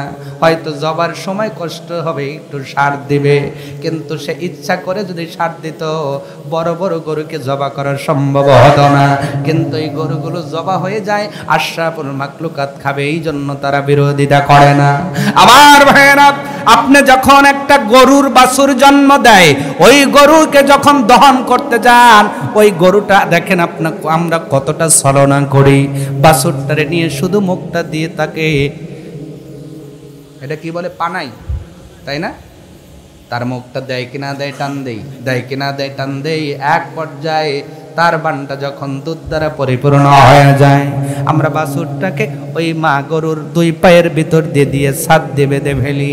ওই বাছুরটা বাড়ি দিতে চায়, কিন্তু মা গরুটা তার পিঠের মধ্যে জিভে দিয়ে চাটে আর বলে, বাড়ি দিস না রে বাপ, এইটা হলো আশরাফুল মাখলুকাত, আল্লাহ তাদের সম্মান দিছে। আমার দুধ থেকে দোয়াইয়া যা বাঁচবে তুই খাইয়া তোর জীবন বাঁচাইবি, যেন কিয়ামতের দিন আল্লাহ আমারে না বলতে পারে তুমি কেন আশরাফুল মাখলুকাতকে খাবার দাও নাই। পৃথিবীর মানুষ, নবী ডাকতে বলে, আমার উম্মত, গরুগুলো তোমাদের জন্য দুধ দিয়ে দিল, আর আশরাফুল মাখলুকাত হয়ে দুধের মধ্যে কেমনে পানি মিশাইলা? কথা কয় না? এরকম লোক আছে না নাই? দুধ আল্লাহর দান, পানিও আল্লাহর দান, সমান সমান। কথা কয় না? এই সম্পর্কে আল্লাহ জিজ্ঞাসা করবেন, আল্লাহ নিয়ামত দিয়েছে। নবী ডাকতে বলেন, আবু বকর ওমর, এই যে ভুনা খাবার তরকারি খাইলা, এইটা আল্লাহর নিয়ামত। যেই পশুটারে জবা করা হলো, ওই পশু কিয়ামতের দিন দাঁড়ায় বলবে, আল্লাহ আমি জবা হয়ে ভুনা হয়েছিল, আফসোস নাই, কিন্তু আমাকে খাওয়ার পরে তোমার গোলামি কেন করলো না, হিসাব চাই। পারবেন? হ্যাঁ পারবেন? কাঁচা দিয়ে একদম ধরে গরু জবা করে খায়। কথা কয়? কোরবানির ঈদের দিনে লক্ষ টাকার গরু জবাই দেয়, কিন্তু 300 টাকার লুঙ্গি কোরবানি দিতে পারে না। কথা কয় না? তাহলে কাঁচা দিয়ে দম দাও, ফরজ গায়েব করে কাঁচা দিয়ে জবা করে সেই গোস্ত খায়। আবার ওই যে কাউসারি মরে গেছে, বলছে না সেই গরু জবা করে বিয়েই বাড়ি পাঠায় না, রান পাঠায়া ভান করে করে খাইতেছে, কিন্তু আল্লাহর গড় সহে দেখে না। নবী বলছেন কিয়ামতের দিন ওই পশুগুলো তোমার বিপক্ষে দাঁড়িয়ে হিসাব চাবে, আল্লাহ আমাকে জবা করে খেয়েছে কিন্তু তোমার গোলামি করলো না কেন, হিসাব চাই। পারবেন তো? তাহলে গরু যদি হিসাব চাই, মাছ চাইব না? হ্যাঁ, জিয়া খান, মাইরিয়া খান, আতায়া খান, দরিয়া খান, টেটা দিয়ে খায়, ফক্সা দিয়ে খায়, ফলো দিয়ে খায়, কথা কয় না, সেই সেও খায়। কলে যে পলো দিয়ে খাইছি, কোচ দিয়ে খাইছি, টেটা দিয়ে খাইছি, জুতি দিয়ে খাইছি, বর্ষি দিয়ে খাইছি, এবার সেই সিয়া খাবো, সেই সিয়া খাবো, গুছিও বাদ যাবি না, কথা কয় না। তো ওই মাছগুলো ওই দিন কই পারলা আমারে ধরে ধরে খাইছে, পাগলা দিয়ে বাজায়া খাইছে, তাতেও সমস্যা নাই, কিন্তু খাওয়ার পরে শক্তি পায়া মসজিদে গেল না কেন, হিসাব দিক। এইটাই হলো ওই কোরআনের সুম্মা লাতুসআলুন্না ইয়াউমা ইজিন আনিন নাঈম। আল্লাহ ওই দিন নিয়ামত দিয়েছেন যেগুলো প্রশ্ন করবেন, ও বান্দা নিয়ামত দিয়েছি খাটাও নাই কেন, খাবার দিয়েছি খাবারে শক্তি পেয়েছো তুমি আমল করো নাই কেন, চোখ দিয়েছি নিয়ামত, এটা এই নিয়ামত দিয়ে কোরআন দেখলা না কেন, জবান দিয়েছিলাম জবান দ্বারা কোরআন পড়ো নাই কেন, আমার তাসবিহ গাও নাই কেন, হাত দিয়েছিলাম হাত দিয়ে ভালো ভালো কাজ করো নাই কেন, পা দিয়েছিলাম পাটা আমার কোরআনের পথে যায় নাই কেন। খালি শ্বাস টলে আর সকিনে যখন নাচে, ওরে বাপ রে খায় সাদে চাষা করে ঠেলাইতে এখানে গিয়া দ্বারা শ্বাস টলে বসে পারে না, ভুল বললাম? মানে ওই জহর পরে কাজ কাম নাই, তো কাজ কাম নাই, জহর পরে যাই বইছে শ্বাস টলে সাদে। আর টিভি সার, মানে যে শ্বাস টলে টিভি নাই ও শ্বাস টলে চাষাও যায় না, ভুল বললাম? তাও চাষা কি দেখবে দেখেন, শ্বাসটালা কইতেছে চাষা সাইফুদ্দিন যে ওয়াজ করে, ভিডিও টিডিও হয় ইউটিউবে ছাড়ে, তো কিছু ওয়াজ ছাড়ি কইলে ও ওয়াজ তো জরিনে থকিনে লাগো। চাষার সামনে যখন জরিনে নাচতেছে, চাষা চা খায় খায়, চাষা সুখ দেন, ঠান্ডা হয়ে গেল, কইলো ও ড্যান্স দেখলে ঠান্ডা জিনিসও গরম হয়, কথা কয়।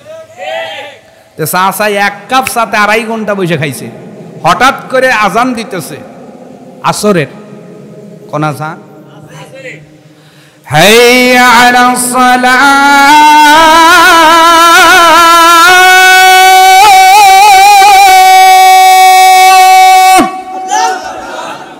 ও মুসল্লি নামাজে আহো। যেই আজান হইতেছে চাচা কয় ওই বন্ধ কর, চাষটালা কয় চাচা একবারে বন্ধ করবো, কয় না মিউট কর বাজার রাখ। মানে কি করবে? বাজার রাখবে, একবারে বন্ধ করো না, নামাজটা পড়িয়া আহি। মানে চাচা একবারে খারাপ না, নামাজও যাইতেছে, নামাজে যায়া টেনশন তো ওই যে জরিনের দিক, নাচা গানা দেখছে না, ইমামের পিছনে কোনো মতো নামাজটা পড়িয়া যেন এলাকার মানুষ না কয় যে মুরব্বী মানুষ নামাজ পড়ে না। এই জন্য আপাতত মসজিদে যায় ডিপ কয়টা দিয়া আয়া পাড়ের উপর পা তুলে আবার কয় একটা চা দে, আবার এইবার সার মনে হয় চা দিয়ে বড়া খাইতেছে। তাহলে একটা মুরব্বী যদি জহর থেকে শুরু করে মাগরিব পর্যন্ত বসে থাকে, ওই চাষটলে কি গেদা করে ঢোকার চান্স আছে? কথা কয় না। তো ওরা ওই চাষটলে যখন যুবকরা চিন্তা করছে, মুরব্বীরা যখন চাষটল দখল করে নিছে, আমরা এখন রাস্তার মোড় দখল করব।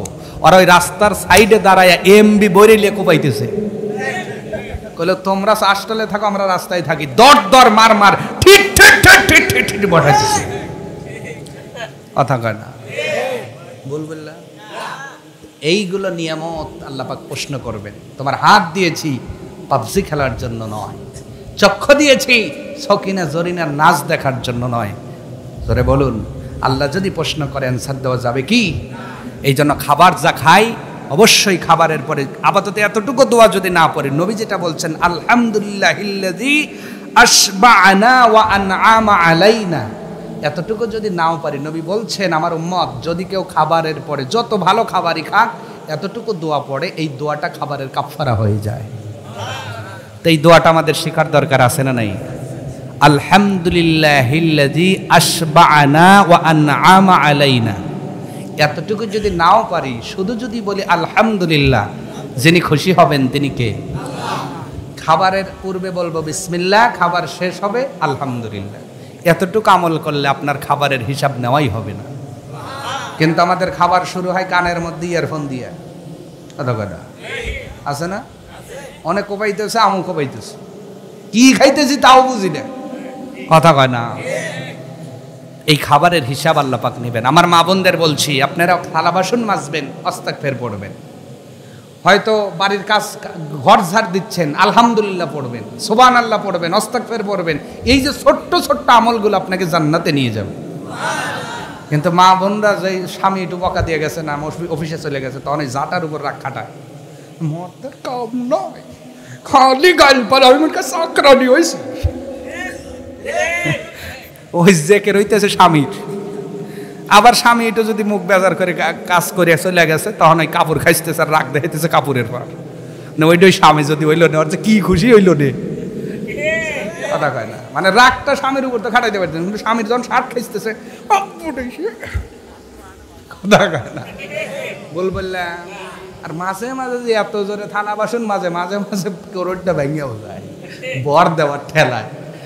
এত বরবুর হনে না দিয়ে এই আজুবাজু জেকের না করে মহিলারা যদি আপাতত আস্তাগফিরের আমলটাও করে, মুজিবত দাওয়া হয়ে জান্নাতি হয়ে যাবে। আমার মা বোনদের বলবো, আপনারা আজ থেকে ছোট্ট ছোট্ট আমলগুলো ধরবেন। স্বামী বাড়িতে নাই, কাজ কাম নাই, আপনি বাড়ির মধ্যে ছোট্ট কিছু কাজ করতেছেন, যেমন হতে পারে খাতা সেলাই। এই খাতা সেলাইয়ের সময় আপনি প্রত্যেকটা ফোর তুলবেন আর বলবেন আস্তাগফিরুল্লাহ, আস্তাগফিরুল্লাহ। যিনি আপনাকে মুজিবত দোয়া করে জান্নাত দিবেন তিনি কে? আপনাদের বলছি, এখান থেকে বাজারে যাচ্ছেন, প্রত্যেক কদমে আস্তাগফির পড়েন। আজে বাজে চিন্তা বাদ দিয়ে আস্তাগফির পড়তে পড়তে যান, আলহামদুলিল্লাহ পড়তে পড়তে যান, সুবহানাল্লাহ পড়তে পড়তে যান। সওয়াব ইনকাম করা খুব সহজ, সুবহানাল্লাহ। কিন্তু অধিকাংশ মানুষ জাহান্নামে যাবে কেন? আলহাকুমুত তাকাসুর হাত্তা যুরতুমুল মাকাবির। আমাদের চিন্তা, আমাদের এই চিন্তা শক্তি দুনিয়ার পিছনেই, আখিরাতের পিছনে নাই। এই জন্য আমাদের আজকের থেকে চিন্তা শক্তি, বুঝ শক্তি, আমল শক্তি, কথার শক্তি, যত প্রকার শক্তি আছে আমাদের শরীরে, সব শক্তিগুলো দুনিয়া থেকে ছিনাইয়া নিয়া আখিরাতের সাথে সংযোগ দিব ইনশাআল্লাহ। বলা বক্তব্যের মধ্যে ভুল ত্রুটি ক্ষমা চাই। আমলিয়াত কিছু থাকলে আমল করবেন ভাই। যত সময় কথা বললাম, কষ্ট পাইছেন, আঘাত পাইছেন, অভিমান আছে, অভিযোগ কিছুই নাই, তাহলে তো ভালোবাসাও নাই। কি বলেন?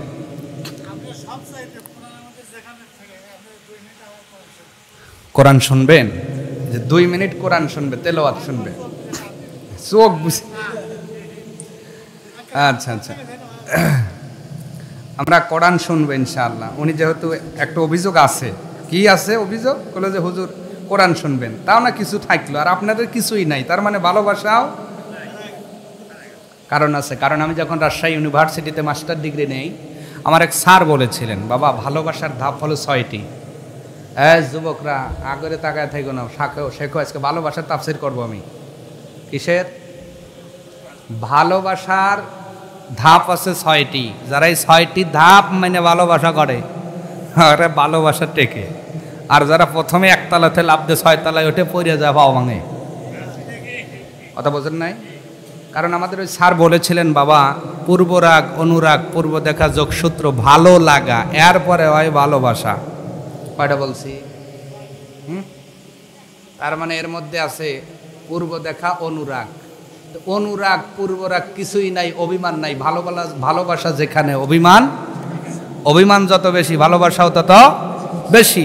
তা আপনাদের কিছু অভিমান থাকবেই, এটা আমি জানি। যদি কিছুই না থাকে, বুঝবেন ভালোবাসাও, তার মানে আপনাদের আমার প্রতি কি ভালোবাসা নাই? আছে, আছে।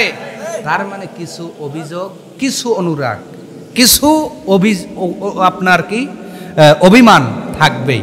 হুজুর মনে হয় এইটা বলল না, যেমন বাবাজি প্রকাশ করে ফেলেছেন, হুজুর এইটা বললে আমাকে ভালো হইতো, হুজুর এইটা এইভাবে না, এইভাবে। মানে ভালোবাসা আছে জন্যই আপনার আমার কাছ থেকে আপনার কিছু জানার ইচ্ছা জাগে। বলি নাই বিদায় কিছু রাগ হতেই পারে। যদি রাগ না থাকে, ভালোবাসাও থাকে না। একটা স্বামী তখনই স্ত্রীকে গালি দেয় যখন সে ভালোবাসে। রাস্তা দিয়ে এক মহিলা যাইতেছে, গাইল দিয়ে দেন ধনী ফেরিয়া লাভি, কথা কয় না। স্ত্রীকে গাইল দিতে পারেন কারণ তাকে ভালোবাসেন। ছেলেকে বাবা গালি দেয় কারণ বাবা ছেলেকে ভালোবাসে, কথা বলে না। বাবা যে হারে গালি দেয়, ওর যদি অর্ধেক গালু কোনো লোক রাস্তায় দেয়, ওই ছেলেকে মেনে নেবে? হ্যাঁ, এত বড় সরসকল কটুটো হলো বনে কয়। আর আব্বা যখন কয়, মাথা নিচ দিয়ে লক করে থাকে, কারণ ও জানে আমার আব্বা আমাকে ভালোবাসে, তাই রাগ করার অধিকারও তার আছে। ভালোবাসা যেখানে অভিমান, যারটা অভিমান করে আছে মনে করেন না ভালোবাসা শেষ হয়ে গেছে, না, ভালোবাসা কোন হইতেছে।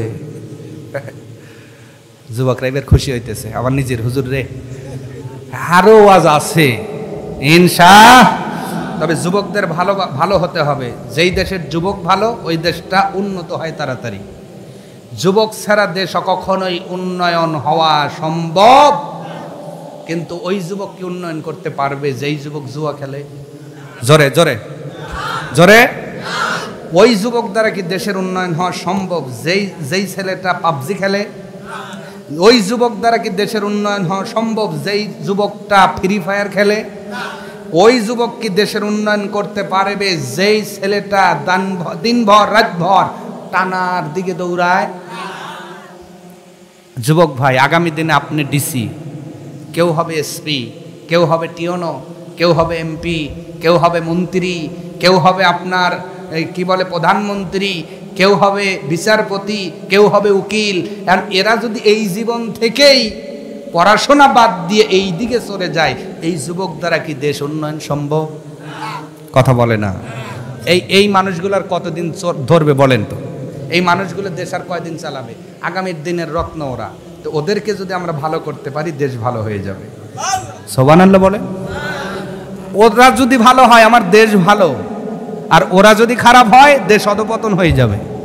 এই জন্য এই দুইটা গেম তারা ডেভেলপ করেছে, যেই গেম ইনস্টল দিয়েই কোপাইতেছে। কিন্তু ইতিহাস খোলো নাই। দৌকলার যুবক ভাই, ইতিহাসটা খুলে দেখো। তোমাকে ফ্রি ফায়ার পাবজি ধরায় দিয়া এই সময়ের মধ্যে ওরা অ্যাটম বোম বানায়, ওরা মিসাইল বানায়। তোমার এই গেমের টাকা তোমার ওরে পাঠাইতেছ, এই টাকা দিয়ে মিসাইল বানায় ফিলিস্তিন সাইজ করতেছে। কথা কয় না? আর তুমি আসো খেতার নিচে, ল্যাপের নিচে কোপাইনের দান্দায়। আর ওরাই চিন্তা আছে এই সময়ের মধ্যে তোমার বাংলাদেশ কেমন করে দখল করা যায়, এই চিন্তায়। ওরা আবিষ্কারের চিন্তায়, আর তুমি আছো ওদের আবিষ্কার জিনিস লিয়া। তবে আমি বলবো, আগামীর দিনে তোমাকে আবিষ্কারক হতে হবে, উদ্ভাবক হতে হবে, তোমাকে ভাবুক হতে হবে, তোমাকে বিশ্বকে কিছু দিয়ে যেতে হবে। তুমি এই দেশের রত্ন হয়ে এই দেশকে কিছু দিয়ে যেতে হবে, ঠিক কিনা? এ দেশ তোমাকে সব দিয়েছে। তোমাকে ধান উৎপন্ন করে তোমার জন্য খাবার সার্ভিস দিচ্ছে। এই দেশের অক্সিজেন আল্লাহ পাক দিয়েছেন, তবে এই দেশ তোমাকে গাছ থেকে দিচ্ছে। এই দেশে তুমি বড় হয়েছো, এই দেশ থেকে তুমি অনেক নিয়েছো, কিছু দিয়ে যেতে। এই চিন্তা নিয়ে তোমাকে বড় হতে হবে। তুমি দেশকে কিছু দিয়ে যাও, তুমি এমন কিছু আবিষ্কার করে যাও যেন জাতি তোমাকে মনে রাখে যে এই ছেলেটা বাংলাদেশের রত্ন ছিল, এই ছেলেটা দৌখলার সম্পদ ছিল, ঠিক কিনা? অথচ এই সময়টা আজকে আমাদের যুবকগুলো কেমন যেন একটা অবস্থা। সারা দিন ঘুম পারবে, মাগরিবের পর ওই যে রাস্তায় বসে কোপাইনা ধরবে। আর গম আসে তখন ফজরের আজান দেয় যখন। বললাম ভাইরে, অনুরোধ করে গেলাম, আজকের তুমি ছেলে আগামী দিনের বাবা। আজকের ছেলে আগামী দিনের বাবা। আর কয় বছর তোমার বাপ তোমারে শাসন করব? আর 5 বছর, আর 10 বছর বাপের কাদের উপর খাইবা। এরপরে বাপ মারা যায় কার না যায়, যখন বিয়ে দিব ওই পাশার নিচে, পাশার ভিতর কাঁচা দিয়া ইটের উপরে গোয়া গোসাই নেছার উপায় নাই। কথাটা শক্ত হইল বটে, রাগ কইরেন না ভাই।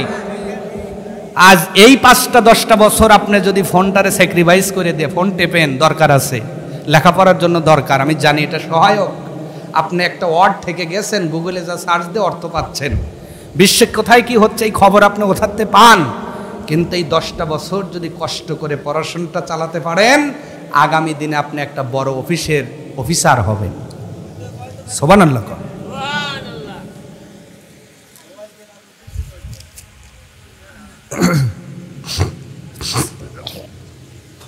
যাই হোক, আজকে যে যুবকগুলো এখানে আছেন, হাত দেখান তো যারা যুবক। আচ্ছা আচ্ছা, আর একটা প্রশ্ন করি, এরপরে হাত দেখান। যারা এই বড় ফোন ইউজ করেন, এইরকম যুবক যারা, হাত দেখান তো। স্মার্টফোন যারা ব্যবহার করেন, হ্যাঁ, টান টান টান টান, আমি দোয়া করব।